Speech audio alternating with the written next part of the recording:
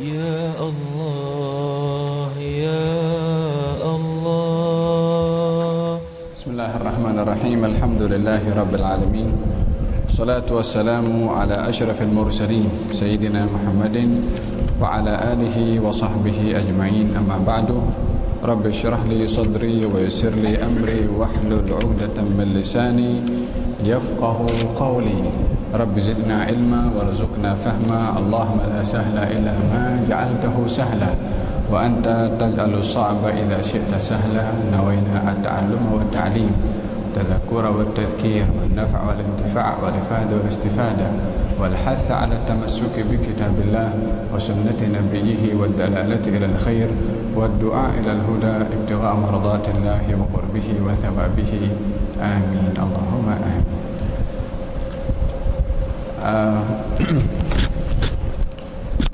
Sekarang waktu Isya agak awal, tapi sebenarnya kalau akan dikekalkan pukul 9 tak salah bagi saya.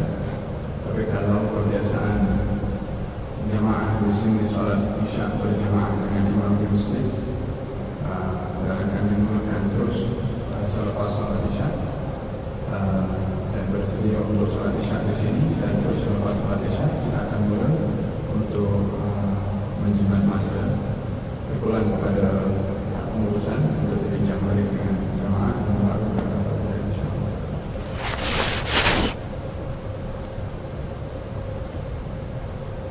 Dalam kelas yang lalu kita berbahas dengan surat Al-A'raf berkenaan dengan muqaddimah dan juga huruf al-muqatta'ah, huruf-huruf potongan yang ada di dalam Al-Quran Al-Karim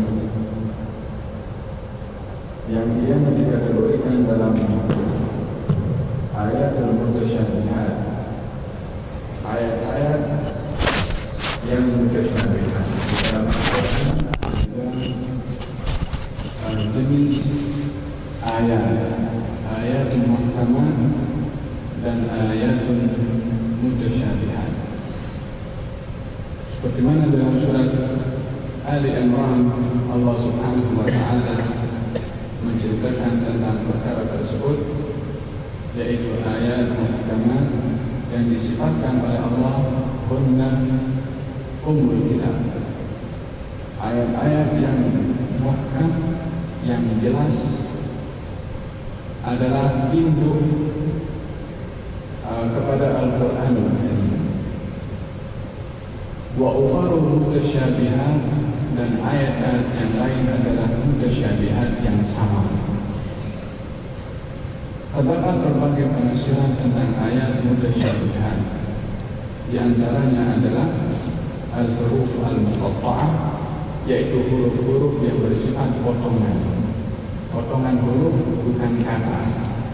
Kalau kata mempunyai makna, tapi huruf tidak mempunyai makna, kecuali huruf-huruf yang ma'ruf seperti huruf jar, bi, peminat, dan seterusnya. Tapi huruf muqatta'ah adalah gabungan daripada beberapa huruf yang tidak mempunyai makna, seperti alif, lam, mim, seperti nun, qaf. Alif, lam, mim, shad, ayat yang kita baca dalam surat Al-A'raf. Al-ulama mengatakan kalau ayat ini dikategorikan sebagai ayat mutasyabihat, artinya ayat yang sama yang tidak diketahui makna hakikat sebenarnya kecuali oleh Allah Subhanahu wa taala. Ilmu istaghfarallahu bi'ilmihi, yaitu tentang pengetahuan yang hanya dikhaskan oleh Allah untuk dirinya yang tahu isi kandungan maksud huruf-huruf tersebut. Lalu apa hikmah Allah meletakkan ayat mutasyabihat yang tidak diketahui makna sebenarnya kecuali oleh Allah Subhanahu wa taala? Kenapa ada ayat yang manusia tak boleh tahu hakikat maknanya? Bukankah Al-Quran diturunkan oleh Allah untuk manusia paham maksud dan objektif daripada ayat tersebut. Tapi kenapa ada ayat yang tak boleh difaham kecuali oleh Allah? Agar supaya hikmahnya adalah agar supaya manusia menyadari sejauh mana mereka menyelami di dalam lautan Al-Quranul Karim, yang semakin mendalami isi kandungannya, semakin terbuka pintu-pintu keajaiban ciptaan Allah melalui Al-Quran.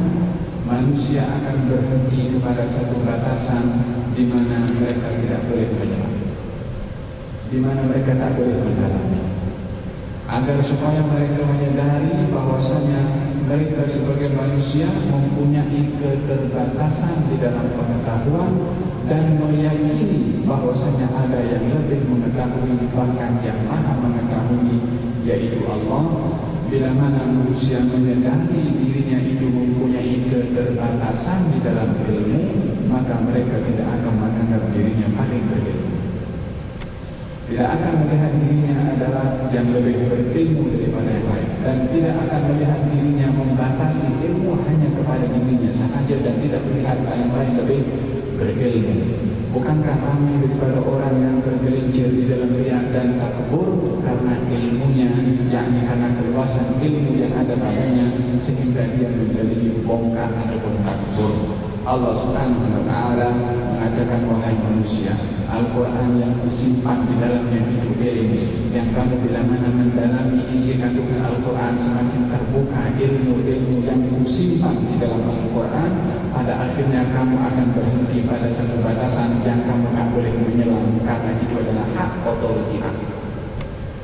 Dan hak otoritinya Allah Subhanahu wa Ta'ala. Oleh karena demikian kita mendengarkan di dalam surat Al-Kahfi ketika Allah Subhanahu wa Ta'ala menanya atau Nabi Musa, diceritakan oleh Allah di dalam Al-Quran tentang kisah Nabi Musa dan Nabi Khidir yang diceritakan panjang lebar oleh Allah Subhanahu wa Ta'ala. Sebabnya adalah satu soalan yang disampaikan oleh anak murid Nabi Musa kepada Nabi Musa, yang bertanya kepada Nabi Musa, wahai Musa, siapakah adakah orang yang lebih berilmu daripada engkau? Anak murid Nabi Musa bertanya, ada tidak orang yang lebih berilmu daripada engkau, lebih luas? Nabi Musa mengatakan tidak ada. Nabi Musa mengatakan tidak ada ketika itu bukanlah bongkar, bukan sombong. Nabi Musa mengatakan tidak ada sebab dirinya meyakini dirinya adalah seorang Nabi dan seorang Rasul. Bila mana ada rahasia ilmu yang perlu untuk disampaikan oleh Allah kepada orang lain, mestinya melalui Nabi yang diutus oleh Allah. Maka tak mungkin ada orang yang lebih berilmu daripada seorang Nabi yang menjadi perantara antara Allah dengan makhluknya. Nabi Musa menjawab itu bukan karena takut, tapi melihat identiti, kelas, kedudukan yang Allah beri kepada Nabi Musa. Akan tetapi tetap di dalam masalah ilmu tidak boleh dibatasi kepada individu siapapun juga. Setelah Allah berfirman dalam Al-Quran, wa fawqa kulli dhi ilmin alim, setiap orang yang mempunyai ilmu ada yang lebih berilmu. Dengan demikian tidak boleh dibatasi ilmu kepada individu sebesar, seluas mana, sepandai mana orang itu. Maka turun firman Allah Subhanahu wa Ta'ala yang menegur, mengingatkan kepada Nabi Musa, kalau di situ ada seorang hamba yang mempunyai ilmu yang tidak dimiliki oleh Nabi Musa, yaitu maksudkan adalah Khidir alaihissalam, yang pada akhirnya berlakulah pencarian Nabi Musa dan seterusnya, berteman, bersahabat dengan Nabi Musa. Kemudian ketika memiliki bahtera, Nabi Khidir melihat seekor burung yang diikat di perahu yang dinaiki oleh Nabi Musa dan Nabi Khidir, mengambil daripada air itu untuk diminum. Lalu kejadian ini disaksikan oleh Nabi Musa dan Nabi Khidir. Kata Nabi Khidir mengatakan kepada Nabi Musa, wahai Musa, ilmu aku dan ilmu engkau berbandingkan dengan ilmu Allah, seperti mana burung tadi yang mengambil beberapa kali meletakkan mulutnya kepada air untuk minum, itulah ilmu aku dan engkau. Ini lautan ilmu Allah Subhanahu wa Ta'ala.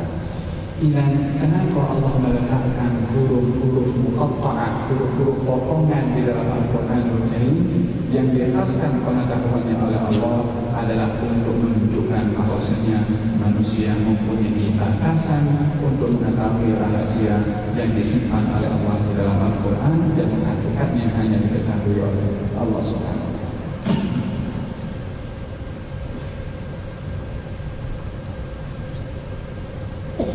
Kita sampai kepada ayat yang ketiga. A'udzu billahi minasyaitonir rajim. Ittabi'u ma unzila ilaykum min rabbikum wa la tattabi'u min dunihi awliya qalilan ma tadhakkarun. Ayat yang ketiga dari surat Al-A'raf. Ikutlah apa yang diturunkan kepadamu daripada Tuhanmu, dan janganlah kamu mengikuti pemimpin-pemimpin selainnya dan selain Allah. Amal sedikitlah kamu mengambil pelajaran daripadanya. Ayat yang ketiga mempunyai kesinambungan dengan ayat yang kedua.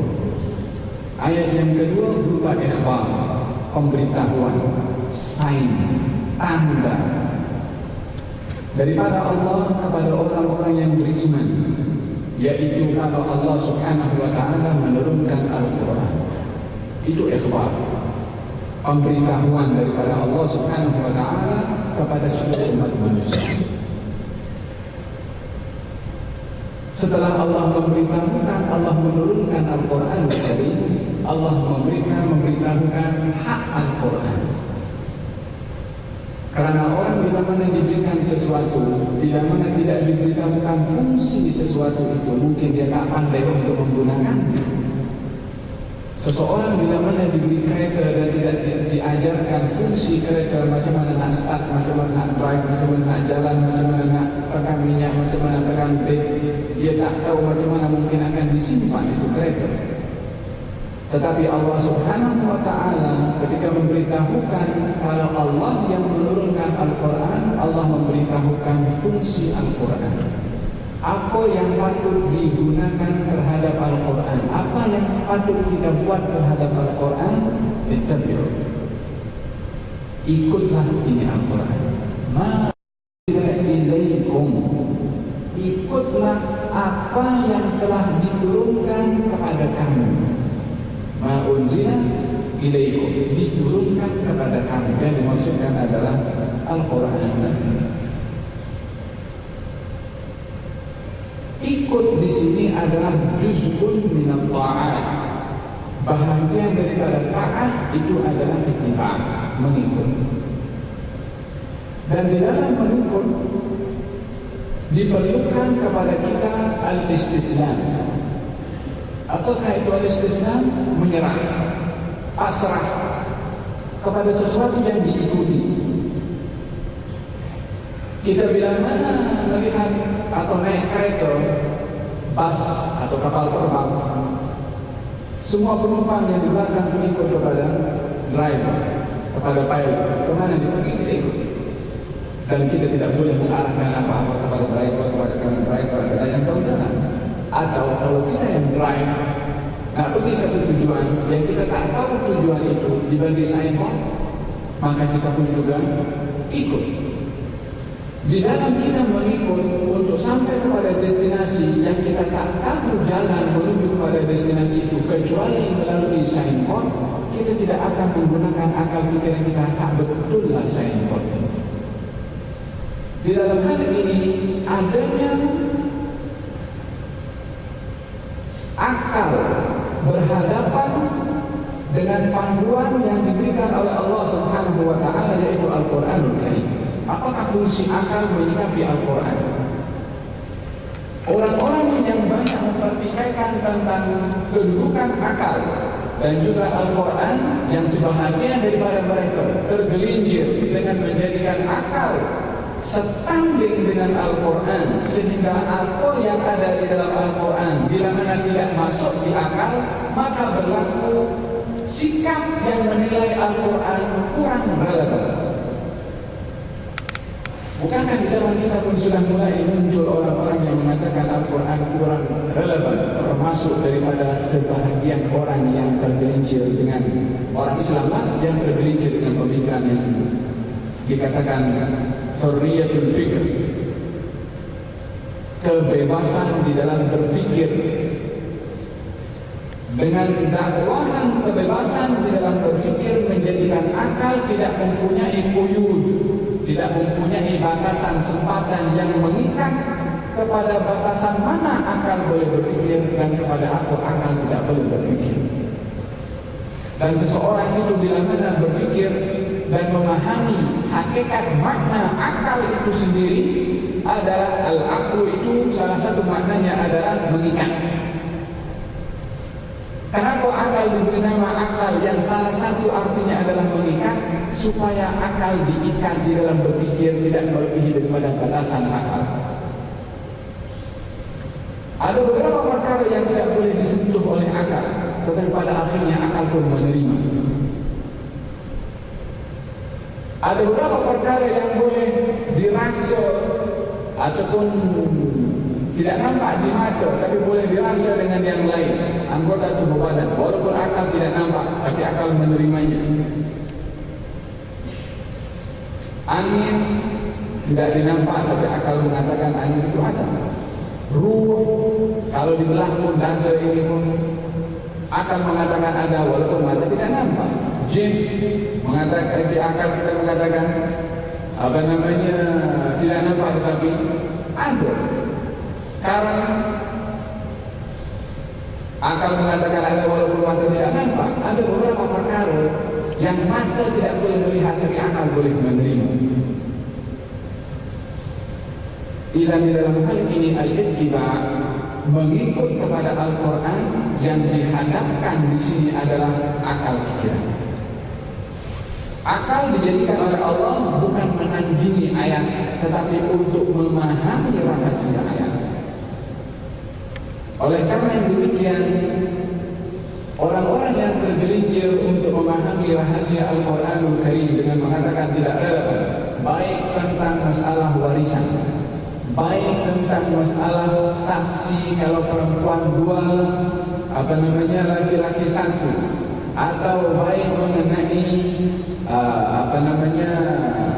hubungan kemasyarakatan, perbezaan gender, yang mereka mengatakan kesemuanya itu adalah perkara yang bertentangan dengan realiti zaman. Pada hakikatnya mereka yang menciptakan persepsi tersebut untuk membatalkan Al-Quran. Mereka yang cipta persepsi itu, yang sebelum dikatakan Al-Quran tak relevan, dicipta dulu persepsi.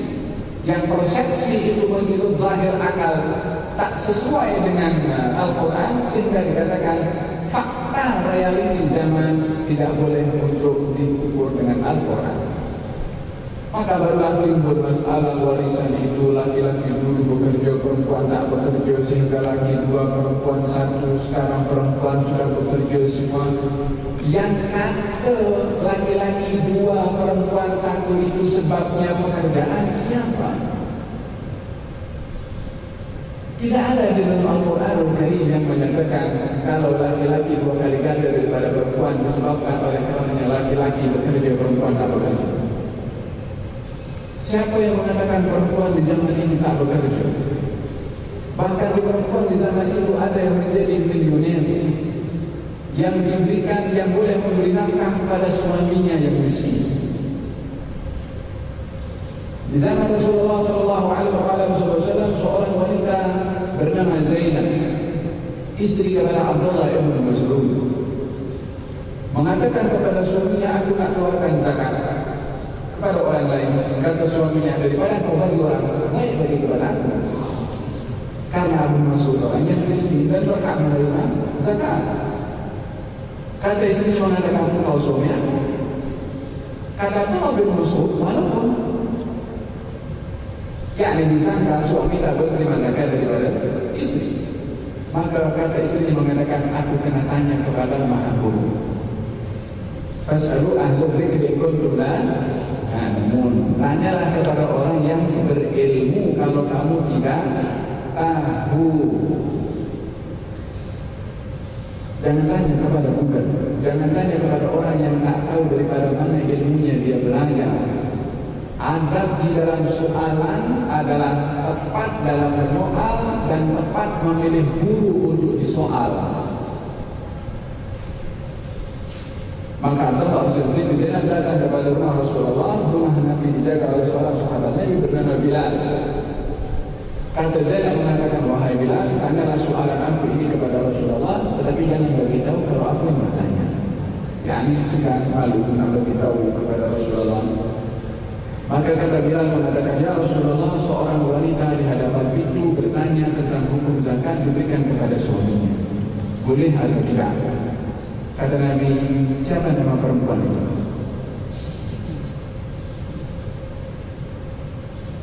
Padahal tadi Bilal dah dapat amanah jangan beritahu. Kata Bilal pun cerdik pandai. Dia beritahu Zainab.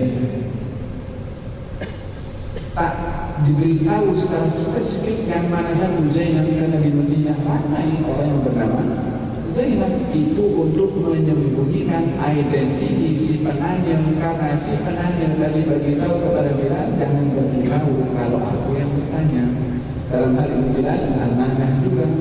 Ketika menyampaikan soalan tak beritahu siapa yang bertanya, tapi ketika ditanya oleh Nabi, Bilal kena jawab yang bertanya Rasulullah. Tapi jawabannya pun juga ada tauriah, dia sembunyikan, tak beritahu siapa sebenar Zainab. Zainab kata dia, kata baginda Rasulullah, ayat Zainab, Zainab yang mana satu? Ditanya soalan berikut, dah tak ada lagi, bila tak sembunyikan, diberitahu Zainab yang meratu Ibn Mas'ud. Zainab istri kepada Abdullah Ibn Mas'ud. Kata baginda Rasulullah, begitu kepadanya, dia dapat 2 kali ganjaran. Ganjaran daripada zakat dan ganjaran daripada silaturahim karena diberikan kepada family. Dan di dalam hal ini terdapat wanita yang mempunyai kelebihan di dalam harta juga. Siti Khadijah, seorang wanita yang sukses dalam perniagaannya. Dan sebab larangan atau sebab di dalam warisan itu adalah laki-laki 2 kali ganda daripada perempuan, bukan satu-satunya sebab karena masalah nafkah sahaja. Tapi kalau nak dijadikan salah satu sebab, ya, tapi tidak satu-satunya sebab. Oleh karena yang demikian, persepsi itu diangkat dulu untuk mengatakan Al-Quran tidak relevan karena zaman kita sekarang semua laki-laki dan perempuan adalah bergerak sama di dalam mencapai kesuksesan dan juga karir. Kembali kepada tajuk akal tadi, berhadapan dengan perintah Allah. Allah berfirman kepada akal, ittabi'u ma unzila ilaikum, ikutlah apa yang telah diturunkan oleh Allah kepada kamu wahai manusia. Ini adalah yang diperintahkan dalam hal ini adalah akal pikiran. Oleh karena itu dibezakan orang taklid buta dengan orang taklid dengan paham apa yang diikuti. Taklid buta adalah tidak paham apa yang dia ikuti. Tapi taklid kepada Al-Quran, taklid akli, mengikut Al-Quran dengan dasar pahaman apa yang diikuti itu difahami, bukan ikut tapi dia tak tahu apa yang diikuti. Oleh karena yang demikian, di dalam bertaklid kepada madhab itu sendiri bukan taklid buta, tetapi taklid yang didasari dengan pemahaman yang disusun oleh penyusun madhab itu dan seterusnya daripada para ulama setelahnya. Dan di dalam hal ini yang dicela di dalam Al-Quran tentang taklid itu adalah taklid buta. Yang orang buat mungkar juga, ini taklid buta.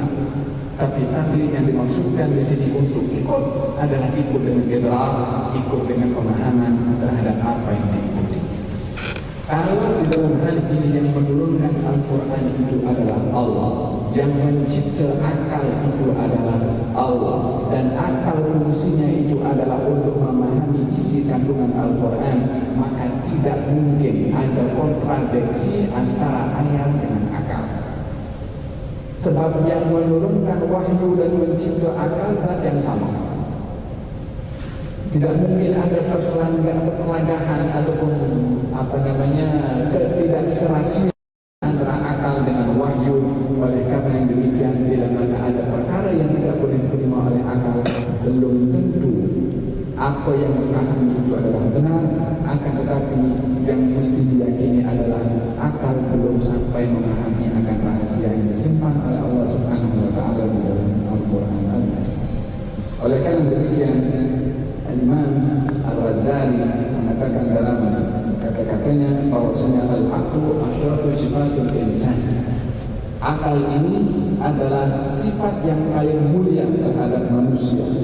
Wal ilmu, dan ilmu itu, Imam Al-Ghazali membedakan antara akal dengan ilmu. Imam Al-Ghazali mengatakan kalau akal itu wadah untuk menerima ilmu. Wal ilmu yajri minhu majra thamari minas syajar. Adapun ilmu terhadap akal umpama buah terhadap pokok.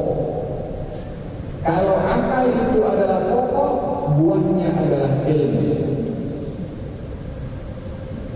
Wan nur minasyamsi, perumpamaan akal dengan ilmu adalah umpama cahaya dengan matahari. Mataharinya itu akal, cahayanya itu adalah ilmu. Dan ru'yatu minal ain, dan umpama pandangan daripada mata. Mata itu adalah akal, yang dipandang oleh mata itu adalah ilmu. Ini keterkaitan antara akal dengan ilmu. Diumpamakan pokok dengan buah, matahari dengan cahaya, pandangan daripada mata, itulah kedudukan akal dengan ilmu. Oleh sebab yang demikian, Al-Quran diturunkan oleh Allah Subhanahu wa taala sebagai cahaya yang dapat memahami ataupun membimbing pada akal fikiran untuk mengenali kebenaran. Tapi ini perlu al-istislam.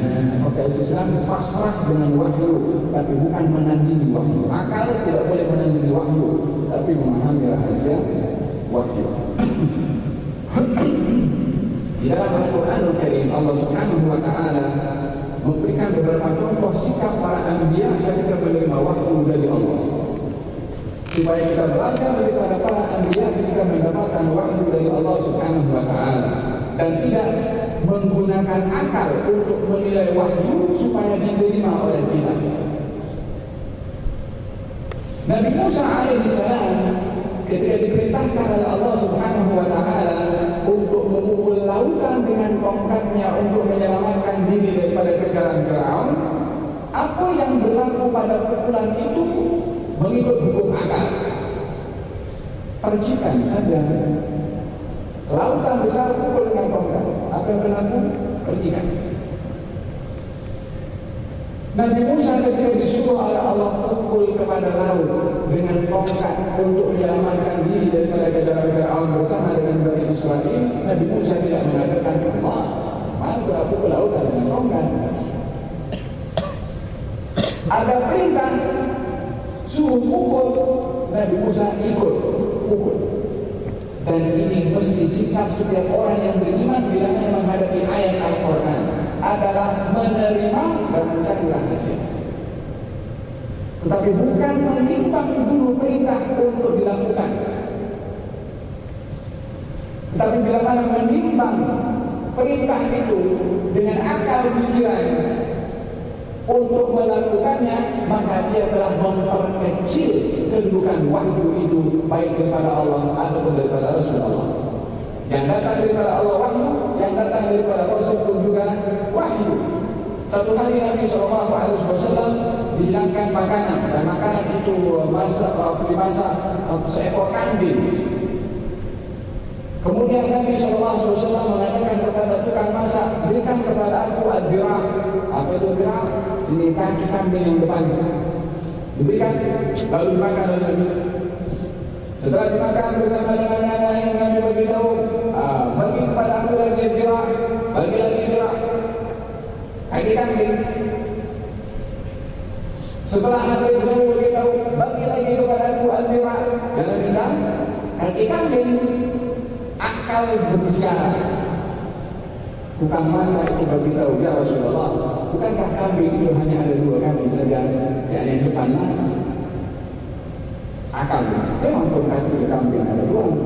Kata baginda Rasulullah, kalau kamu diam, ambil saja daripada wali itu, daripada bejana untuk masa, ambil saja dan serahkan kepada aku, kamu akan mendapati di situ dirah kaki kambing selagi aku minta. Apa maknanya? Kalau aku suruh ambil, jangan punya akal untuk menimbang apa yang aku cakap. Ini perbezaan bila mana disikapi dengan akal dan disikapi dengan ittiba'. Yani kalau akal menjadi setanding dengan wahyu, akan menjadi masalah dalam keraguan, dan bila mana akal sebagai tempat untuk menerima wahyu, barulah akal itu akan terpandu dengan cara dan dalam perintah ayat ini Allah Subhanahu wa taala berfirman, "Ittabi'u ma unzila ilaikum min rabbikum." Yani ikutlah apa yang diturunkan oleh Tuhanmu kepadamu dan janganlah kamu mengikut pemimpin selain Allah Subhanahu wa taala. Al-awliya plural daripada kata wali. Al-wali mempunyai beberapa makna. Yang pertama adalah penolong, dan itu adalah salah satu nama Allah Subhanahu wa taala dalam Asmaul Husna. Al-wali juga diartikan orang yang dekat dengan Allah Subhanahu wa taala. Oleh sebab itu, para awliya ala inna awliya Allah la khawfun 'alaihim wa la hum yahzanun. Sesungguhnya para wali Allah itu tidak takut dan sisi la khawfun 'alaihim wa la hum yahzanun, tidak punya perasaan takut dan juga tidak punya perasaan sedih. Yang dimaksudkan adalah orang-orang yang hampir dengan Allah Subhanahu wa taala. Terkadang juga aulia itu disebutkan kepada syaitan dan juga pengikutnya. Allah Subhanahu wa taala mencabar, "Afatattakhidunahu min duni awliya?" Adakah kamu akan menjadikan syaitan selain daripada Allah penolong dan pemimpin kepada kamu? Di dalam Al-Quran juga Allah mengatakan bahwasanya syaitan mempunyai awliya, mempunyai para pemimpin, para pengikut kepada syaitan. Jadi kalimat wali ataupun awliya mempunyai, terkadang mempunyai makna positif, terkadang mempunyai makna negatif. Positif bila mana disebutkan kepada Allah Subhanahu wa taala namanya wali, ataupun menjadi positif bila mana disebutkan kepada manusia yang diartikan adalah orang-orang yang hampir kepada Allah, dan juga disebutkan kepada makna yang negatif bila mana disebutkan kepada syaitan dan juga pengikut-pengikutnya. Dalam ayat ini Allah Subhanahu wa taala menceritakan tentang kalimat awliya, yaitu para pemimpin-pemimpin yang mengikut jejak dan langkah syaitan. Wala tattabi'u min dunihi awliya, jangan kamu mengikut selain daripada Al-Quran, daripada pemimpin-pemimpin yang pengikut-pengikut kepada syaitan. Dan disebutkan plural oleh Allah Subhanahu wa taala kerana ramainya dan pelbagainya pemimpin-pemimpin dan pengikut-pengikut yang membantu syaitan untuk menyesatkan kepada manusia. Qalilan ma tadhakkarun, sedikit daripada kamu yang mengambil pelajaran. Wa kam min qaryatin ahlaknaha faja'aha ba'suna bayatan aw hum qa'ilun kama kana da'wahum ja'ahum ba'suna illa an qalu inna kunna zalimin. Ayat yang keempat, betapa banyaknya negeri. Ini kalau sudah disebut dalam Al-Quran betapa banyaknya, tak boleh dikira. Ianya bukan hanya terhad kepada negeri-negeri yang dihancurkan oleh Allah yang dikisahkan di dalam Al-Quran, kaum 'Ad, kaum Thamud, kaum Iram, Fir'aun, Qarun dan seterusnya. Lagi banyak lagi yang tak boleh dikira bilangannya, yang tidak dikisahkan oleh Allah Subhanahu wa taala di dalam Al-Quran. Sebab Allah beritahu, wa kam min qaryatin, berapa banyak daripada negeri ataupun kampung yang sudah dihancurkan oleh Allah, artinya tak boleh nak dikira bilangannya. Apakah hikmah Allah memberitahukan demikian tentang kehancuran sebuah negeri atau kaum? Dan itu banyak kali dilakukan oleh Allah, ingin memberitahukan perkara yang sama sudah berlaku, perkara yang sama boleh berlaku di masa akan datang. kamu merasa aman dengan apa yang aku ceritakan kehancuran daripada umat sebelum kamu, bahwasanya kamu akan merasa aman daripada hukuman aku, kamu pun tak akan rasa atau tidak boleh merasa aman daripada hukumanku, seperti mana yang sebelum kamu sudah dihancurkan oleh Allah Subhanahu wa Ta'ala. Wa kam min qaryatin ahlaknaha faja'aha ba'suna bayatan aw hum qa'ilun. Betapa banyaknya negeri yang kami telah binasakan, maka datanglah siksaan kami menimpa penduduknya pada waktu malam hari dan ketika mereka beristirahat di waktu tengah hari. Mereka mempunyai masa berehat malam dan siang. Sebab di malam hari memang masa mereka, waktu untuk mereka berehat. Siang hari ada disebabkan oleh kerana panasnya terik matahari, mereka ada juga berehat. Makanya dalam istilah tidur tengah hari ada dinamakan tidur qailulah, tidur di waktu tengah hari. Hum qailun, mereka tidur tengah hari, mereka berehat tengah hari. Tidur qailulah ini adalah merupakan bahagian daripada adab yang disunnahkan. Apa tujuannya tidur qailulah? Untuk bangun malam. Kita lihat Al-Ghazali mengatakan siapa orang tidur tengah hari tidak bangun malam, macam orang bersahur tapi tak berpuasa. Sebab fungsi qailulah untuk orang boleh bangun malam senang, karena adanya rehat di waktu tengah hari. Kalau dah tidur tengah hari, tak bangun malam untuk tahajud, umpama orang bersahur tapi tidak berpuasa. Allah menyebutkan dua masa ketika menghukum umat penduduk negeri sebelum umat Rasulullah SAW, yakni waktu malam dan waktu tengah hari. Lebih spesifik, waktu malam itu masa rehat, waktu tengah hari adalah masa rehat. Sebab orang itu bilangkan rehat adalah memerlukan suasana yang aman dan damai, memerlukan kepada ketenangan, baik waktu malam atau waktu tengah hari. Maka saat-saat ketenangan dan kedamaian yang dicari untuk rehat, pada saat itu Allah turunkan perkara yang berlawanan dengan apa yang diharapkan. Mereka nak cari suasana aman untuk rehat, Allah hantarkan hukuman. Artinya mereka tidak boleh merasa aman dalam keadaan mereka itu mencari keamanan. Di saat mereka memerlukan kepada keamanan, semua ini adalah oleh kerana perbuatan mereka yang dirhaka mereka kepada Allah Subhanahu wa Ta'ala. Maka dakwahum, apakah yang mereka katakan setelah mereka dihukum oleh Allah Subhanahu wa Ta'ala? Maka mereka mengatakan tidak ada keluhan mereka di waktu datang kepada mereka siksaan kami, kecuali mereka mengatakan sesungguhnya kami adalah orang-orang yang zalim. Allah kisahkan di dalam Al-Quran Al-Karim tentang sekeluarga yang mempunyai harta warisan daripada orang tuanya, yang orang tuanya di masa hidupnya suka memberi kepada fakir miskin. Akan tetapi orang tuanya ketika meninggal dunia, pewarisnya itu tidak meneruskan kebiasaan orang tuanya, di mana bakti anak kepada orang tua itu berterusan walaupun setelah wafatnya orang tua, dan akan dinilai anak itu berbakti kepada orang tua walaupun orang tuanya sudah wafat. Salah satunya adalah meneruskan kebiasaan yang dilakukan oleh orang tuanya, melakukan wasiat yang diwasiatkan oleh orang tuanya. Seorang sahabat datang kepada Rasulullah bertanya, ya Rasulullah, orang tuaku meninggal dunia, adakah amalan yang boleh aku lakukan sebagai tanda bakti aku kepada mereka? Kata Nabi SAW, ada. As-salatu alaihima, kau salat untuk orang tua kamu, yakni mengiamkan salat jenazah, wa du'a'u lahuma, mendoakan untuk orang tua kamu, wa infadu ahdihima, menunaikan wasiat yang diwasiatkan oleh orang tuamu, dan juga kebiasaan yang dilakukan.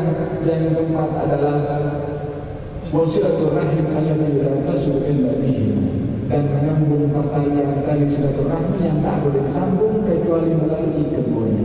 Kawan ayah, kawan mak, kerabat ayah, kerabat mak, bila mana disambung setelah wafatnya orang tua, amalan ini bukan hanya sekedar amalan silaturahmi, akan tetapi amalan bakti kepada orang tua yang sudah meninggal.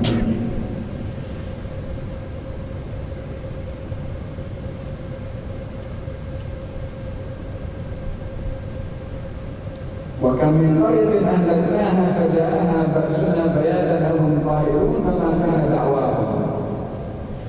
Orang tadi yang mempunyai warisan daripada harta orang tuanya yang meninggal dunia, maka mereka ketika mempunyai kebun besar, kemudian satu dengan yang lain mengatakan baik kita pergi kita punya kebun malam-malam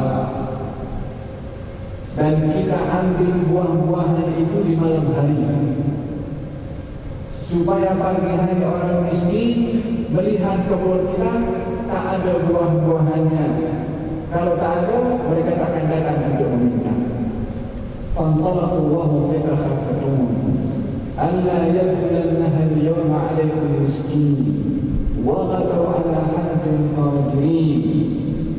Fantalaqu, mereka ahli keluarga itu jalan, wa hum yatakhafatun, senyap-senyap, takut didatangi oleh orang miskin, takut diminta hartanya oleh orang miskin. Malam-malam sampai ke jalan menuju kepada kebunnya, tengok keadaan kebun itu sudah berubah. Macam mana berubahnya? Hancur, binasa, semua tumbuh-tumbuhan tanamannya hancur. Padahal semalam mereka pergi tengok dengan segarnya itu buah-buahan, dan esok akan menuai oleh kerana takut apa yang dihasilkan itu diambil atau diminta oleh orang-orang miskin, dan mereka punya sifat kedekut untuk memberi kepada orang miskin. Mereka ingin menuai di waktu malam supaya orang miskin tak dapat bahagia. Sampai ke tempat itu mereka mengatakan innal dhalun, salah jalan, sesat kita itu. Banyak mahrum, tak salah jalan, tetapi kita diharamkan daripada kebaikan Allah disebabkan perangai, sifat, niat yang disimpan malam semalam itu mengatakan kita ambil menuai buah-buahan di waktu malam supaya mesti kita dapat, dihancurkan, dilingkupkan sekali oleh Allah Subhanahu wa ta'ala. Ketika mereka sedar perbuatan mereka, mereka mengatakan kami adalah orang-orang yang zalim.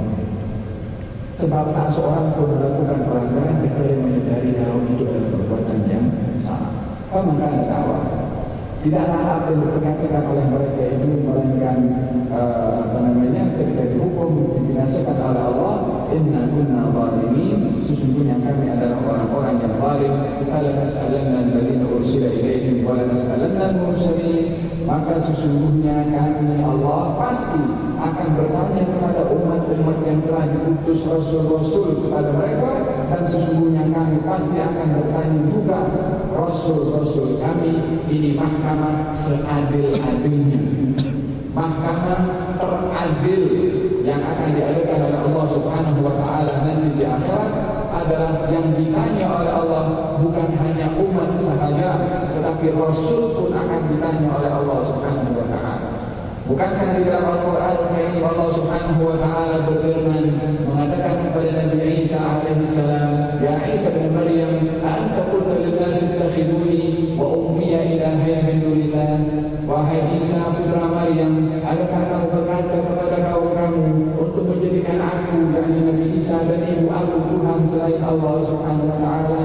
Itu soalan yang akan disoal oleh Allah kepada Nabi Isa alaihissalam nanti di akhirat. Walaupun perkara itu belum terjadi, soalannya sudah direkodkan oleh Allah di dalam Al-Quran sebagai bukti kalau Nabi, Rasul, Ruhullah Nabi Isa akan disoal. Apatah lagi kita semua manusia biasa yang pastinya akan disoal oleh Allah. Man nuqishal hisab udzib, kata baginda Rasulullah, siapa orang yang diberdirikan untuk disoal oleh Allah Subhanahu wa ta'ala, dia akan soalan itu, interogasi itu sudah merupakan adab dari Allah Subhanahu wa ta'ala. Belum lagi timbangan hisab dan timbangan perkara yang berbeza. Hisab soalan dulu, dikorek dulu apa yang dia buat, hasil daripada hisab itu baru ditimbang nanti. Oleh karena demikian orang yang paling berkuat adalah orang yang masuk surga tanpa hisab. Dalam hadis Nabi sallallahu alaihi wasallam terdapat daripada umatku 70.000 orang yang masuk surga tanpa hisab. Lalu dibaca, siapa di antara mereka? Orang-orang yang sama. Innama yuwaffas sabiruna ajrahum bighairi hisab. Orang-orang yang sabar akan diganjar nanti di akhirat dengan ganjaran tanpa hisab. Yang masuk surga tanpa hisab. Mudah-mudahan kita termasuk kepada orang surga tanpa hisab. Olehada diriwayatkan kalau Nabi Isa ketika ditanya oleh Allah terhantu di dunia kaki itu agak terpotong karena gerung dengan soalan yang akan disoal oleh Allah Subhanahu Wa Taala. Dalam hadis Nabi bersabda, bagaimana kamu nanti di hari kiamat bila mana diberdirikan di hadapan Allah, tiada penterjemah antara kamu dengan Allah, antara Allah dengan masing-masing individu akan disoal oleh Allah Subhanahu Wa Taala, sehingga masing-masing itu ketika melihat kepada soalan-soalan yang akan disoal oleh Allah Subhanahu Wa Taala tak boleh menjawab apa-apa lagi karena apa yang disoal semuanya adalah nyata dan fakta. Tapi Allah Subhanahu Wa Taala ingin menunjuk sifat adil, bahwasanya Allah tidak hanya menyoal al-mudahan tersangka, tapi Allah Subhanahu Wa Taala tidak hanya menyoal yang umat yang diutus oleh Allah kepada mereka Rasul dan juga wahyu, tapi Allah Subhanahu Wa Taala menyoal kepada Nabi. Hanya soalannya adalah berbeza. Kalau orang yang ingkar kepada Nabi akan disoal kenapa ingkar, tapi Nabi akan ditanya, adakah kamu sampaikan wahyu yang turunkan kepada engkau, walaupun Allah Maha mengetahui tak seorang Nabi pun melainkan menyampaikan wahyu Allah Subhanahu Wa Taala, karena sifat seorang Nabi itu yang angkat yang wajib bagi para anbiya adalah at-tabligh, menyampaikan. Balligh ma unzila ilayka ayuhan nabi, balligh ma unzila ilayka min rabbik.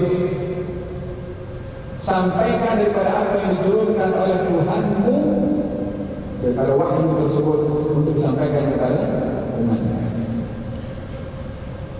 Ya ayuhan rasul, balligh ma unzila ilayka min rabbik. Ini Nabi pun akan ditanya. Oleh hal dalam hajjatul wada yang Nabi khutbah terakhir, apa yang diminta oleh Nabi? Engkau dengar aku dah sampaikan ya? Mereka mengatakan kau dah sampaikan. Nabi tanya kepada aku dah sampaikan. Mereka mengatakan kau dah sampaikan. Aku dah sampaikan. 3 kali yang disoal. Pasal apa? Pasal dia akan menjadi soalan. Adakah kamu dah sampaikan atau tidak? Ya ayuhan rasul, balligh ma unzila ilayka min rabbik. Fa in lam taf'al fama ballaghta risalah. Kalau kamu tak sampaikan wahyu, engkau tak sampaikan semua yang diturunkan oleh Allah. Jadi pertanggungjawaban antara Nabi dengan Allah Subhanahu Wa Taala. Dan yang ditanya itu umat, yang ditanya juga adalah Rasul. Dalam hadis terdapat beberapa riwayat menyatakan setiap umat akan ditanya tentang Nabi mereka. Mereka akan menjawab bahwasanya Nabi mereka tidak menyampaikan wahyu kepada kami, maka Nabi itu akan dipanggil oleh Allah. Benarkah kata umatmu kalau kamu tidak menyampaikan wahyu yang diturunkan kepada kami? Mereka menjawab, kami sampaikan wahai Allah. Kata bagi Allah Subhanahu Wa Taala, apa bukti kalau kamu menyampaikan wahyu tersebut kepada kamu, kepada bangsa kamu? Mereka menjawab, buktinya adalah umat Nabi Muhammad SAW. Dipanggil umat Rasulullah, apa yang menyebabkan? Adakah kau bersaksi kalau para anbiya menyampaikan? Mereka mengatakan kami bersaksi. Bagaimana kau boleh bersaksi? Apa bukti kalau persaksian kamu itu benar? Sementara kamu adalah umat setelah mereka. Bagaimana kau tak tengok kepada mereka? Nah, wahyu yang kau turunkan kepada Nabi kami memberitahukan kalau mereka sudah menyampaikan kepada kaumnya. Yang dimaksudkan adalah Al-Quranul Karim, dan dipanggil saksinya adalah Nabi Muhammad SAW. فكيف إذا جئنا من كل أمة بشهيد وجئنا بك على هؤلاء شهيدا. وكيف إذا جئنا, bagaimanakah satu hari nanti bila kami Allah datangkan setiap umat dengan syahid saksinya, dan kami datangkan engkau wahai Rasulullah sebagai saksi untuk mereka. Di situ Nabi ketika dibacakan ayat tersebut oleh Sayyidina Abdullah bin Mas'ud, Nabi meneteskan air mata dan mengatakan cukup dan cukup. Nabi berkata kepada Abdullah bin Mas'ud, bacakan kepada aku Al-Quran. Kata Abdullah bin Mas'ud, ya Rasulullah, bagaimana aku nak baca sementara Al-Quran turun kepada engkau? Kata Nabi, aku nak dengar daripada orang selain aku. Maka dibaca surat An-Nisa, didengarkan ayat demi ayat demi ayat sampai kepada ayat tersebut. Kaifa idza ji'na min kulli ummatin wa ji'na bika 'ala haula'i syahida. Nabi mengatakan cukup. Kata Abdullah bin Mas'ud, dan aku dapati kedua mata Nabi menuliskan kalimat, yakni membayangkan kepada isi kandungan Al-Quran tersebut yang akan menjadi pertanggungjawaban antara Allah dan Nabi Muhammad sallallahu alaihi wa ala alihi wasallam. Wala nas'alanna alladhina ursila ilaihim wala nas'alanna al-mursalin wala naqussanna 'alaihim bi'ilmin wa ma kunna ghaibin. Maka sesungguhnya akan kami khabarkan kepada mereka apa-apa yang telah mereka perbuat, yakni umat manusia selama berada di dunia, sedang kami mengetahui keadaan mereka dan kami sekali-kali tidak jauh daripada mereka. Wa ma kunna ghaibin, kami Allah tidak pernah ghaib daripada kamu wahai manusia. Ma yakunu min najwa thalathatin illa huwa rabi'uhum wa la khamsatin illa huwa sadisuhum wa la adna min dhalika wa la adna min dhalika wa la akthar illa huwa ma'ahum. Tidak ada tiga orang yang berbuat walaupun senyap-senyap. Najwa, percakapan yang senyap-senyap, kecuali yang keempat adalah Allah. Tidak ada yang berbuat walaupun secara senyap-senyap 5 orang, kecuali yang keenam adalah Allah. Lebih daripada itu, kurang daripada itu, Allah bersama dengan mereka. Wa nahnu aqrabu ilaihi min hablil warid. Allah lebih hampir kepada manusia dibandingkan kepada urat yang ada di lehernya. Yang pengetahuan Allah secara menyeluruh kepada manusia, termasuk al-khawatir. Apakah al-khawatir? Dalam hati, suara dalam hati. Itu diketahui oleh Allah. Walaupun kita tak cakap kepada orang. Wa in tubdu ma fi anfusikum aw tukhfuhu yuhasibukum bihi Allah. Wa in tubdu, kalau kamu zahirkan, kamu ceritakan, kamu perkatakan apa yang ada di dalam hati kamu, disampaikan melalui lisan, atau kamu simpan di dalam hati kamu, akan dihisab oleh Allah. Tidak dihisab kecuali dengan dan diketahui oleh Allah Subhanahu wa taala. Walaupun ayat itu pada akhirnya dimansukh dengan ayat setelahnya, intinya suara di dalam hati ini juga didengar oleh Allah Subhanahu wa taala. Bukankah Nabi sallallahu alaihi wasallam dikabulkan doanya sebelum mengucapkan dengan lisan? Qad nara taqalluba wajhika fis sama' falanwalliyannaka qiblatan tardaha. Aku melihat gerakan wajahmu ke langit. Belum cakap lagi, tapi isi hati Nabi supaya Allah memalingkan wajah Nabi menghadap kepada al-qiblah. Gerakan ini makna wajah naik turun dipahami maksudnya oleh Allah dan dipenuhi harapannya, doanya sebelum terungkap melalui lisan. Segala yang tersimpan di dalam hati tidak akan sunyi daripada pengetahuan Allah. Oh, ma kunna ghaibin, saya tak pernah ghaib daripada engkau.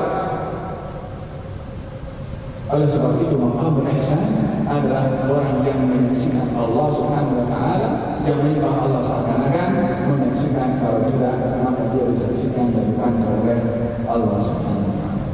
Apakah bukti kalau Allah itu tidak ghaib? Wal waznu yawma idzin haq. Faman thaqulat mawazinuhu fa ulaika humul muflihun wa man khaffat mawazinuhu fa ulaika alladziina khasiru anfusahum bima kanu bi ayatina yadhlimun. Timbangan pada hari itu ialah kebenaran. Maka barang siapa yang berat timbangan kebaikannya, maka mereka itulah orang yang beruntung. Dan barang siapa yang ringan timbangan kebaikannya, maka itulah orang-orang yang merugikan diri sendiri, disebabkan mereka selalu mengingkari ayat-ayat kami. Al-waznu, timbangan, ini pun perkara yang lain yang kita wajib untuk beriman akan adanya. Timbangan, wa nadha'ul mawazin al-qisṭa, kami Allah akan meletakkan timbangan itu dengan adil, walaupun sebesar biji darrah, ataina biha wa kafa bina hasib. walaupun perbuatan kamu itu sebesar biji zarrah, kamu akan melihat daripada perbuatan kamu. Wa kafa bina hasibin, walaupun sebesar biji sawi, kami akan datangkan. Walaupun sebesar biji sawi, wa kafa bina hasibin, cukup bagi kami adalah yang maha menghisab. Salah satu nama Allah adalah Al-Hasib, yang maha menghitung. Al-Hasib mubalaghah daripada hasaba menghitung. Hasib yang maha menghitung, artinya tak mungkin miss dalam perhitungannya kepada Allah Subhanahu wa taala. Perhitungannya yang dihitung oleh Allah Subhanahu wa taala. Walhada kata baginda Rasulullah sallallahu alaihi wasallam bersabda tentang masalah hisab, bahwasanya di surga itu ada pokok yang namanya syajaratul balwa. Pokok namanya pokok bala, pokok musibah, yang disediakan oleh Allah Subhanahu wa taala kepada orang yang sentiasa diduga oleh Allah Subhanahu wa taala di atas muka bumi ini untuk masuk surga tanpa hisab. Tak perlu dihisab lagi oleh Allah Subhanahu wa taala, disebabkan oleh kerana ketika di dunia itu banyak diduga oleh Allah Subhanahu wa taala.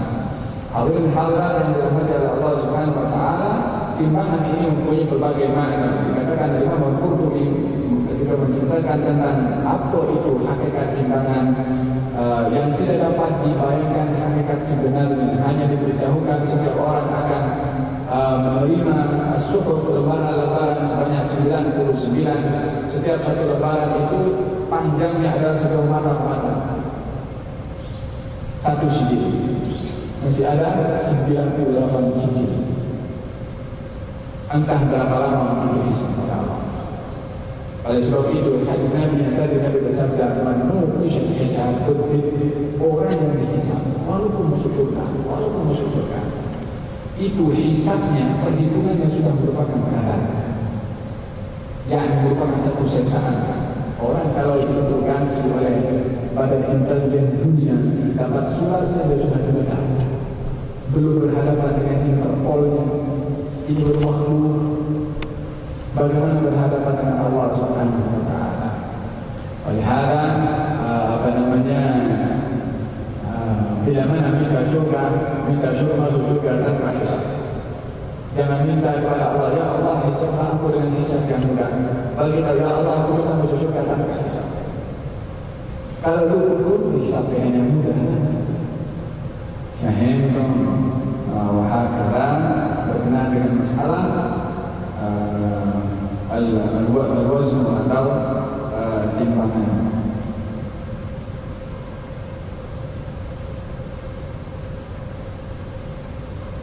Wallahu ta'ala a'lam bishawab. Kalau ada pertanyaan boleh ditanya langsung atau dalam bentuk kertas atau bentuk boleh menangkap. Sikit saja beberapa dalam 15 menit insyaallah.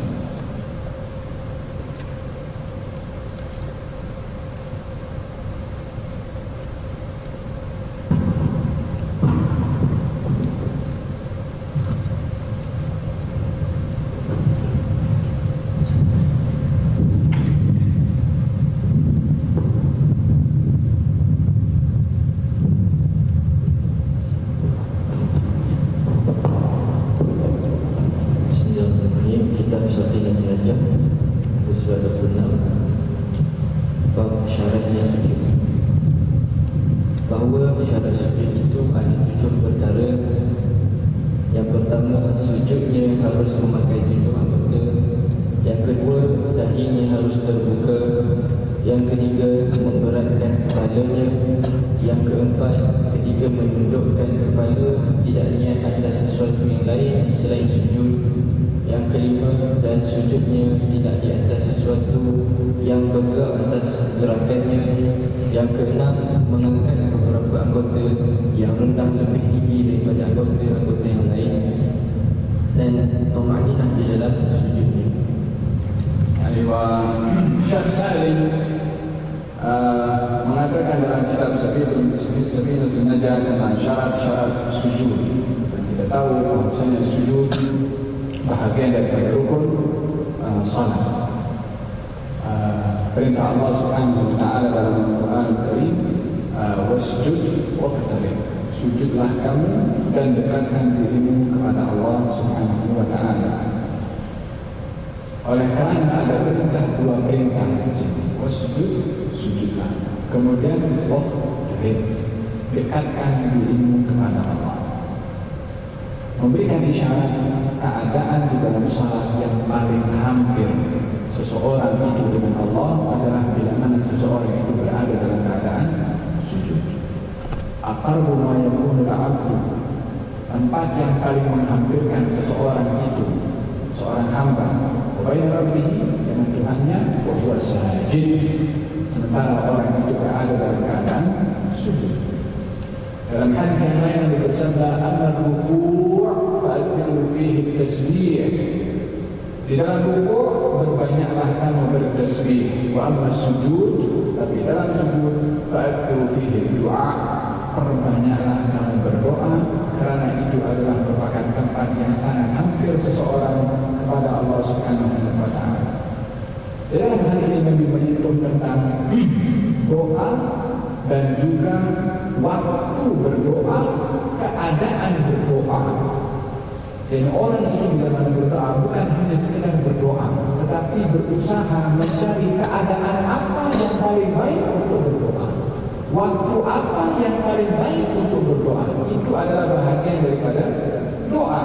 Doa ini ada momen-momen tertentu yang dia boleh cepat doa itu dikabulkan oleh Allah Subhanahu wa taala. Salah seorang sahabat Nabi bernama Uqashah. Nabi bersabda, terdapat daripada umatku yang masuk surga tanpa hisab. Uqashah terus pergi kepada Rasulullah, "Ya Rasulullah, doakan aku salah seorang daripada mereka." Nabi berkata, "Anta salah seorang daripada mereka yang masuk surga tanpa hisab." Lepas itu orang lain nak ikut juga, "Ya Rasulullah, doakan aku juga." Dan sudah sejuk tadi momennya untuk doa, baru dah salah sekarang sudah lepas masa untuk Allah berikan apa yang aku minta kepada Allah, sudah didahului oleh Uqashah. Waktu dah habis. Demikian Sayyidina Abu Hurairah ketika Nabi mengatakan bahwasanya siapa yang mahu untuk didoakan untuk mendapatkan ilmu dan tidak lupa, Abu Hurairah maju terus ke depan, "Doakan aku wahai Rasulullah." Didoakan oleh Nabi. Orang lain juga datang. Kata Nabi, "Qad sabaqaka ghulam ad-Dausi."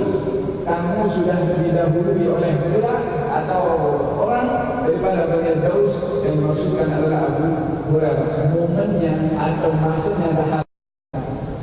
Doa itu memang bila-bila masa, tapi perlu untuk kita berdoa mencari masa dan keadaan yang paling sesuai, karena masa dan keadaan itu adalah menjadi sebab doa itu lebih hampir untuk kepada Allah. Di antaranya adalah masa berada dalam keadaan sujud. Sujud terbagi menjadi dua bahagian. Sujud ta'zim, sujud penghormatan, dan sujud ibadah.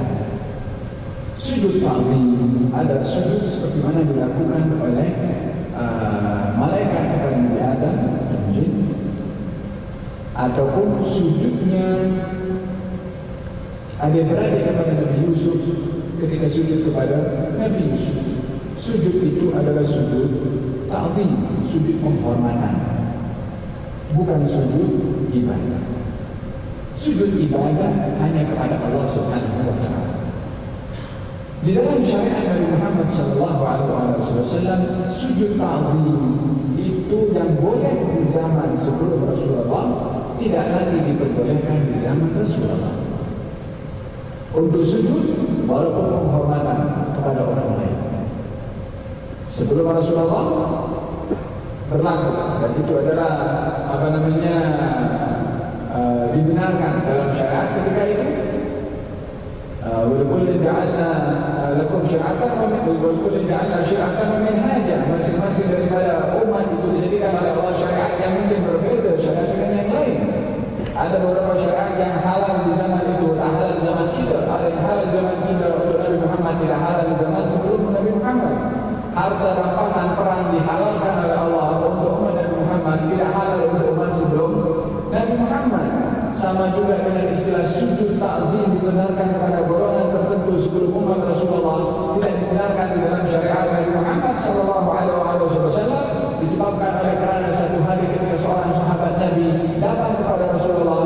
ingin menghormati Rasulullah dengan sujud, Nabi SAW bersabda, apa yang kamu buat ini? Dia mengatakan, ya Rasulullah, aku datang daripada sebuah negeri yang mereka sujud kepada raja-raja mereka. Engkau adalah orang yang mulia, engkau adalah Rasul, lebih berhak untuk kamu menghormati kepada engkau dengan sujud kepada engkau. Maka Nabi melarangnya dan berkata, kalau aku nak suruh orang sujud kepada orang lain, aku akan suruh sujud seorang istri kepada suami. Dalam hal ini, maksud daripada sujud itu adalah sujud penghormatan istri kepada suami, tetapi dilakukan dengan cara sujud yang itu dalam syariat tidak dibenarkan, maka dilarang oleh Nabi SAW. Bukan takzimnya yang dilarang, sujudnya. Kalau takzimnya dilarang, nanti orang itu akan hormat kepada suami. Dan takzimnya kita tidak ada hak yang lebih besar kepada istri setelah Allah dan Rasulnya, melainkan hak suami. Faham? Dan ini makna sujud. Sujud yang ta'zim dan sujud yang kedua adalah sujud ibadah, yakni mengabdikan diri kepada Allah Subhanahu wa ta'ala.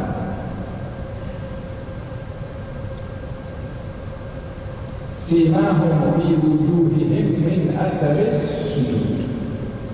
Allah Subhanahu wa ta'ala mensifatkan umat Rasulullah, khususnya kaum Muhajirin dan Ansar, yang termaktub sifat mereka dalam kitab Taurat ataupun Injil, simahum fi wujuhihim. Simahum, tanda keteguhan iman mereka nampak kepada wajah. Daripada apa wajah itu nampak kesan imannya?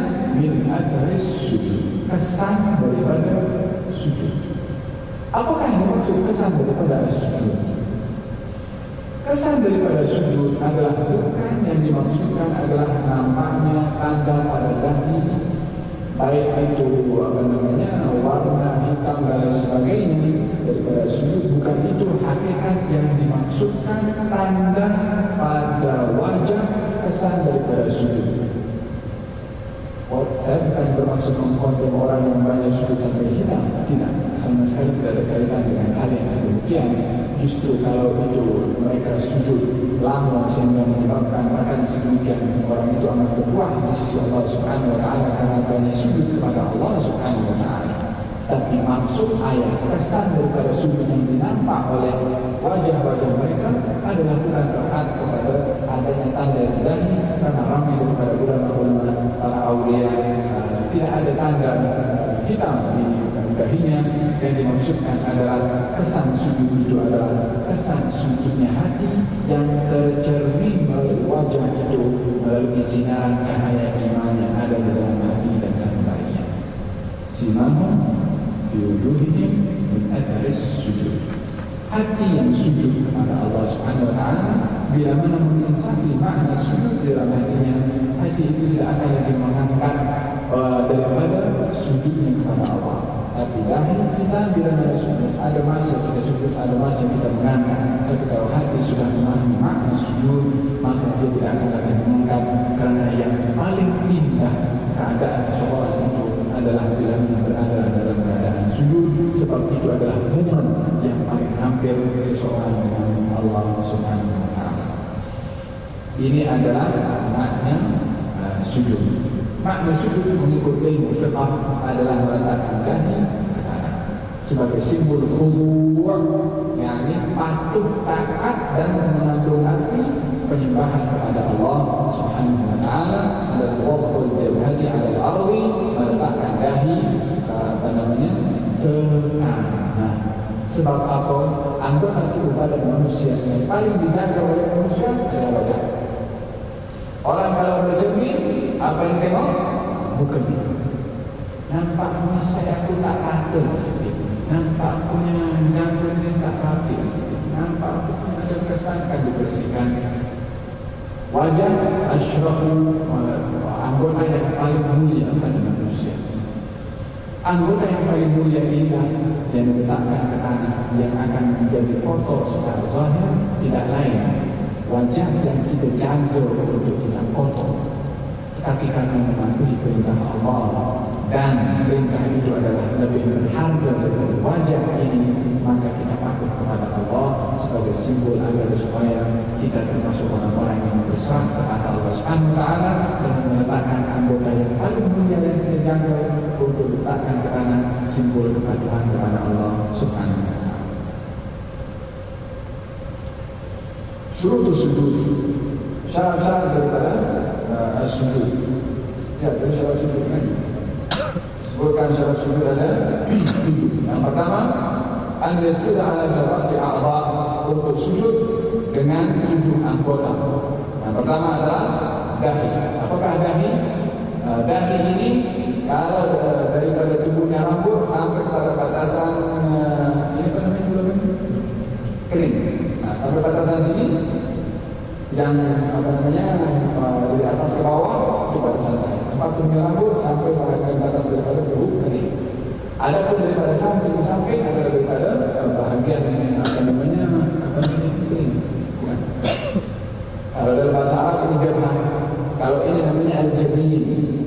Daripada ujung sini sampai ujung ke kanan ke kiri atau kiri ke kanan, tempat bahagian daripada batasan dahi. Yani kalau sujud dengan tepi sini pun adalah bahagian daripada perkara yang sah di dalam as-sujud. Yang kedua telapak tangan. Kedua telapak tangan batin, yang tak perlu sujud atau menggenggamkan pun tak boleh, sebabkan telapak tangan kita. Yang ketiga, rukbatain, 2 lutut. Berapa sudah? 5. 1 dahi, 2 telapak tangan, 3, 2 lutut, 5, dan juga tambah lagi adalah batin jari-jari kaki. Batin jari-jari kaki yang dimaksudkan adalah bahagian belakang jari-jari. Kalaupun 1 jari pun ibu jari sudah memadai daripada sujud dengan syarat yang sujud itu terkenal kepada kulit batin daripada apa namanya jari-jari. Tapi jangan sujud di atas itu. Kalau yang tersentuh kuku, maka tidak menepati syarat yang ke-7 daripada sujud, yaitu batin jari-jari kaki yang menyentuh kepada. Apakah lagi ada orang sujud terkadang kaki kanan di atas kaki kiri?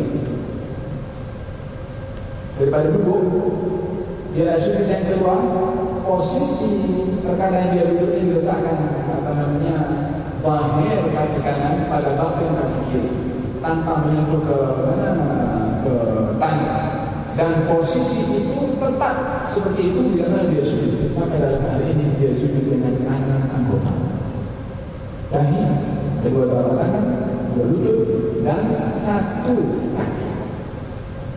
Dia mesti 2 kaki. Maka ada lagi yang diangkat 2 macam ni. Kenapa pasal diangkat 2 kaki masa dia sujud? Umirtu an asjuda ala sab'ati a'dhur, kata baginda Rasulullah, saya diperintahkan untuk sujud dengan 7 anggota yang saya sebutkan sebentar tadi, dan ini adalah merupakan anggota yang musyarraf, anggota yang dihormati, sehingga orang itu bila mana meninggal dunia yang ditutup dengan kapas adalah bahagian daripada anggota sujud. Betul. Dari kaki, dahi, telapak sebagai penghormatan kepada anggota sujud. Yang kedua, antapun jemaah maksubah dan ini masih terbuka, tak boleh tertutup. Jangan pakai songkoknya turun bawah sini, atau pakai serban menutup dahi.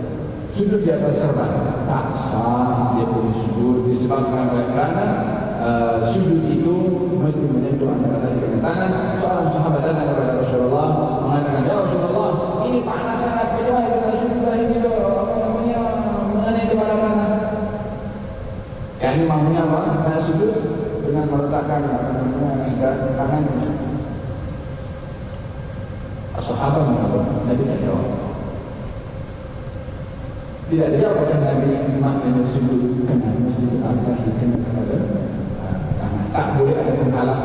Baik kalau pakai serban, umpamanya serbannya jatuh ke bawah, kita sujud di atasnya. Tak boleh, kecuali kalau memang serbannya diletak di bawah lah macam sejadah tak ada masalah. Tapi kalau serbannya lekat di bahu, maka tidak dibolehkan sujud sujud di atas sesuatu yang bergerak dengan gerakan orang yang sholat. Macam mana dengan orang yang pakai apa itu pembalut? Kalau disakit dan buka, kalau boleh di sini pembalut di sini dia bersujud di sini. Tapi kalau ditutup semua daripada dahi, maka dalam hal ini dalam keadaan kaum baruan diperbolehkan sujud di atas pembalut tersebut. Dan ketika tahamul bira'si, maksudnya adalah hendaklah meletakkan dahi ke kanan, seakan-akan kalau ada kapas yang diletakkan di tanah itu, kapas itu akan bertekan ke bawah. Mengelak daripada sujud macam ayam kalau makan, yang dia tidak letak dahinya betul-betul. At-tahamul bira'si, meletakkan sesempurna mungkin dahi ketika sujud. Demikian dalam sabda Nabi SAW, "Idza sajadta famahkim jabhataka minal ardi wa la tanqur naqra." Kalau kamu sujud, maka kuatkanlah dahi kamu ke kanan dan diletakkan. Jangan kamu naqra itu macam ayam kalau makan. Yang keempat, ada menghubungi dengan tidak memaksudkan di dalam sujud sebab yang lain. Seperti apa? Kalau seorang disujud, duitnya dilambangkan ke mana jatuh ke bawah, kemudian ada angin itu banyak bawah duit sedikit. Dia pun setelah saya tidak, daripada duit itu kena angin cabut dan lari jauh, dia sujud terus untuk angkat itu. Tujuan dia untuk supaya duit itu tak lari. Ini dia orang sujud bukan karena sujud, tapi ada duit, tapi sekaligus untuk sujud. Tapi kalau maksudnya sujud kemudian ditahan itu duit, tak ada masalah. Tapi kalau memaksudkan untuk duit itu tak kena angin, maka di sini dia meniatkan di dalam untuk sujud sebab yang lain. Dalam sujud mesti tidak boleh niat selain daripada sujud. Yang keempat, Allah yang sudah ala syai'in yataharraku bi harakatih, tidak boleh sujud di atas sesuatu yang bergerak dengan gerakan orang yang salat, sebagaimana saya gambarkan tadi kalau pakai serban di bambu sini dan serbannya jatuh. Artinya punya serban yang di bawah ini jatuh ke tanah, ke senjata, dan kita sujud. Bila mana kita bangkit, serbannya akan bangkit juga dengan kita. Maka dalam hal ini tidak diperbolehkan karena dijatuhkan sekali ke serban dan tak perlu dibawa pergi ke atas. Demikian juga serban atau songkok yang menutup kepada dahi, ini pun juga tidak dibenarkan. Sehingga kalau seseorang pun sujud di atas tanah yang basah, kemudian ketika dia bangkit daripada sujud, tanah itu pun lekat di dahinya, tanah itu akan dibersihkan.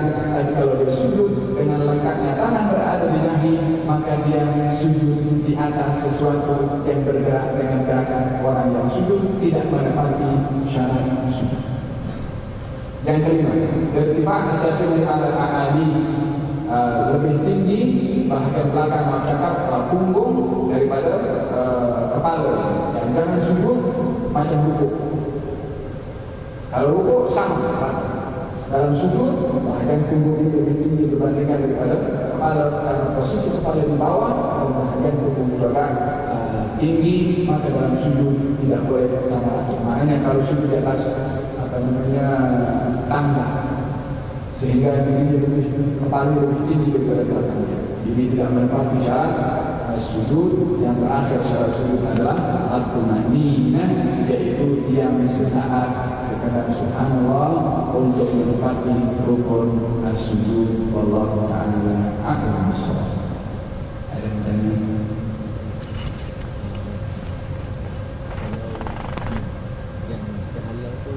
Jalan selain dari ini telapak tangan, kaki, kalau telapak tangan yang terhalang itu menjadi masalah, hanya dahi.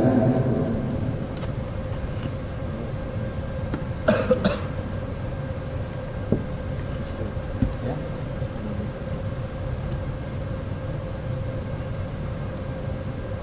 Tamurru marra sahab, pakai hak bukan pakai hak. ويسألونك عن الجبال فقل ينسفها ربي نسفا.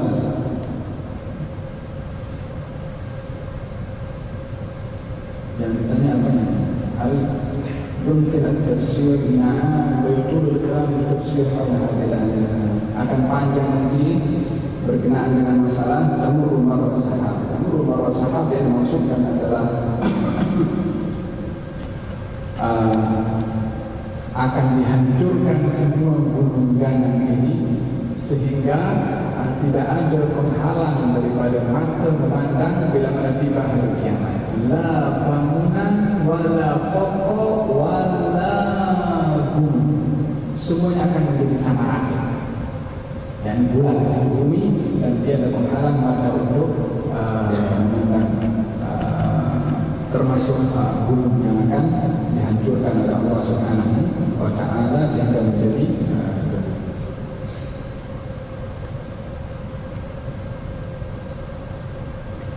apakah hukum memakai minyak wangi beralkohol menurut mazhab Imam Syafi'i? Hukum alkohol itu sendiri dalam mazhab kita adalah termasuk bahagian daripada perkara yang najis, walaupun tidak dalam mazhab Imam Abu Hanifah. Ramai ulama mempunyai beberapa pandangan. Pandangan yang pertama dengan melihat umumul balwa. Umumul balwa maknanya perkara yang sudah merembet di mana-mana tentang masalah minyak wangi.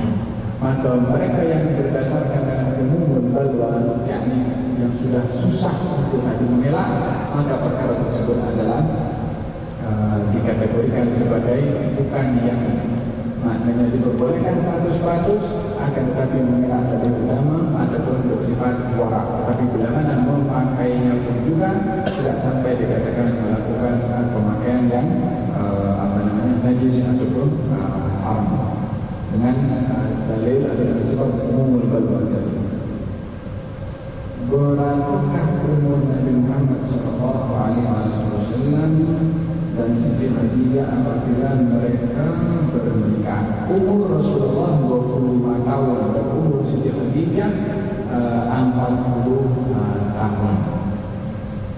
Ini sebagaimana disebutkan dalam sirah termasuk Syekh Al-Duki dan beberapa penulis sirah yang lain daripada Al-Quran yang terdahulu. Zaman Nabi dahulu adakah orang yang kena rasuk atau siksaan jin atau dikacau jin? Kalau jin mengganggu,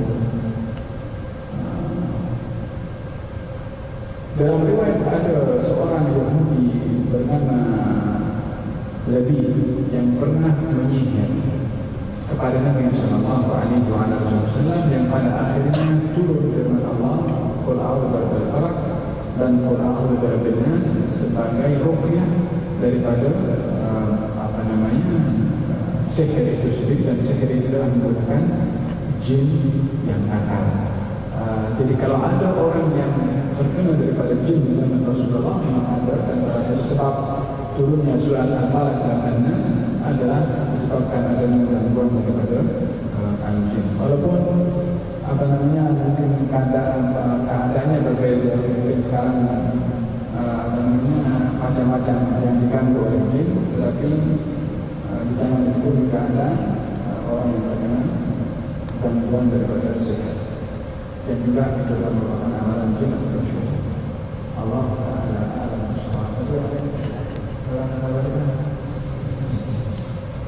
Apakah dibolehkan bagi wanita untuk memakai emas ketika salat? Sujud atas rambut sendiri boleh tak? Memakai emas halal bagi wanita umat Nabi dan haram bagi lelaki umat Nabi Muhammad sallallahu alaihi wasallam. Halalnya bagi wanita baik dalam salat ataupun di luar salat. Tidak diperbolehkannya menggunakan emas itu bila mana untuk nak menunjuk ataupun untuk riya.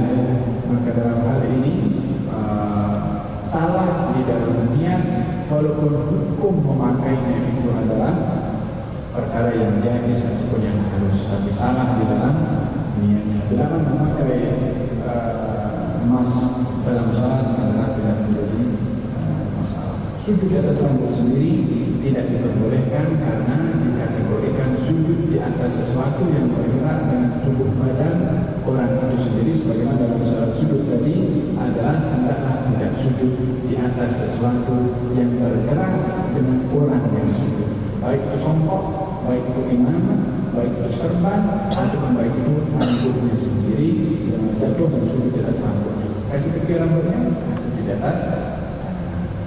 Allah Ta'ala ala bisawab. Mohon maaf atas kelewatan. InsyaAllah masa akan datang saya tunggu feedback daripada pihak pengurusan daripada majelis taklim anu. InsyaAllah dan akan saya penuhi apa yang diberitahukan kepada saya, InsyaAllah. Allahumma hdina billah wa ta'ala man syari'u fi Allah wa la tuwallina waliyan siwa wa la taj'alna mimman khalafa amraka wa asal. Allahumma barik lana fi hadhihi al-jilsah al-mubarakah wa ja'alna minal muta'allimin wal 'alimin wal 'alamin, insyaallah. Moga-moga Allah beri kepada kita ilmu bermanfaat dan juga menghayatkan serta mengamalkan kepada ilmu yang kita dapat, insyaallah. Moga-moga Allah Subhanahu wa taala jadikan kita golongan orang-orang yang sujud kepada Allah Subhanahu wa taala, pasrah kepada Allah, mendekatkan diri kepada Allah, dahi kita sujud dan juga hati kita sujud kepada Allah. Dan moga Allah Subhanahu wa taala golongkan kita bersama dengan golongan as-sajidin, orang-orang yang sujud kepada Allah Subhanahu wa taala. Kita berdoa kepada Allah, moga Allah Subhanahu wa taala jadikan kita orang-orang yang diberikan keupayaan oleh Allah untuk menguatkan iman kita, keyakinan kita, dan juga mensyukurkan tanpa hisab, insyaallah, sama dengan ahli keluarga kita dan orang-orang kita kasih dan kita sayangi.